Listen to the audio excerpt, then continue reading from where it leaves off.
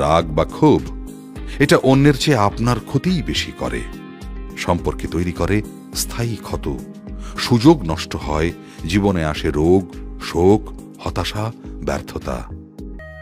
সম্রাট চেঙ্গিস খানের ছিল এক পোষা বাজ পাখি। আগের দিনে শিকারীরা শিকারের সময় প্রশিক্ষিত বাজ পাখি সাথে রাখতেন।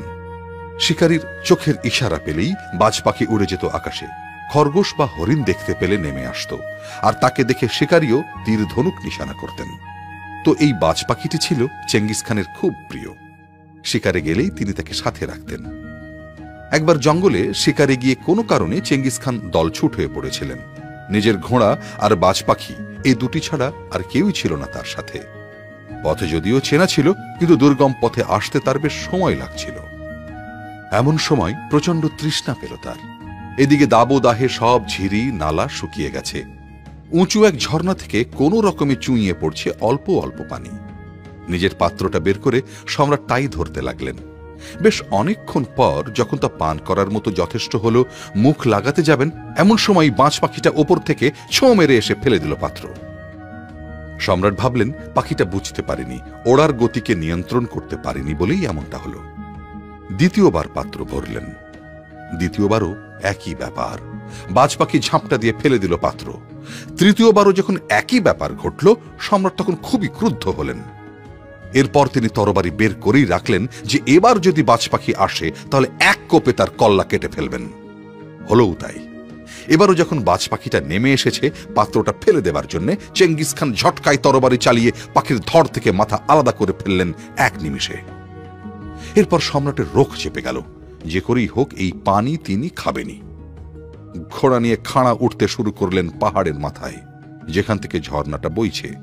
অনেকক্ষণ পর যখন শেষমেশ উঠলেন, দেখেন প্রকাণ্ড এক বিষধর সাপ মরে পড়ে আছে জমাট পানিতে, আর তার বিষ মিশছে ঝর্ণার পানিতে।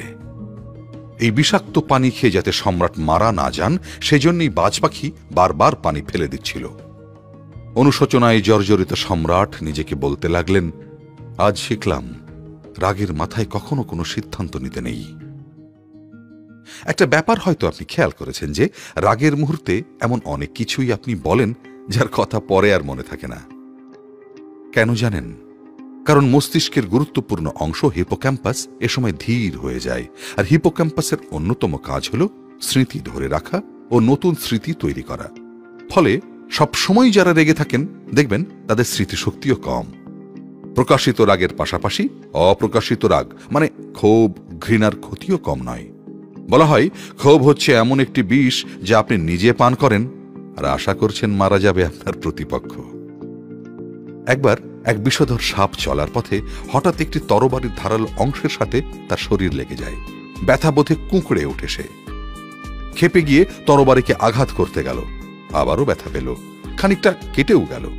এরপর সে আরো ক্ষেপে গিয়ে তরবারিটাকেই শত্রু মনে করে তা পেঁচিয়ে ধরতে গেল, আর অমনি তরবারির ধারালো আঘাতে খণ্ড বিখণ্ড হয়ে গেল তার দেহ।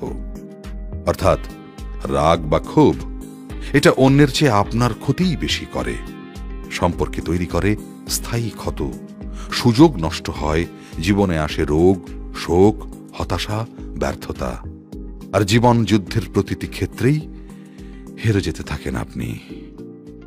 মাঝে মাঝে ভাবি তুমি এলে হব সুখী, মাঝে মাঝে ভাবি একলা থাকাই সুখ। দুঃখ ভাব থেকে চায় প্রিয়তমা, যেন ভাবনায় এক মনের অসুখ, যেন ভাবনায় এক মনের অসুখ। সবাই খোঁজে একটা প্রিয় ঠিকানা, যেই ঠিকানার নিশানা নেই কোথাও। সব পাখি তবু ফিরে যায় নীড়ে, নির্হারা তুমি কোন বেদনা ওরাও, নির্হারা তুমি কোন বেদনা ওরাও। আকাশে জমে থাকে বিষণ্ণ মেঘ, পথে পথে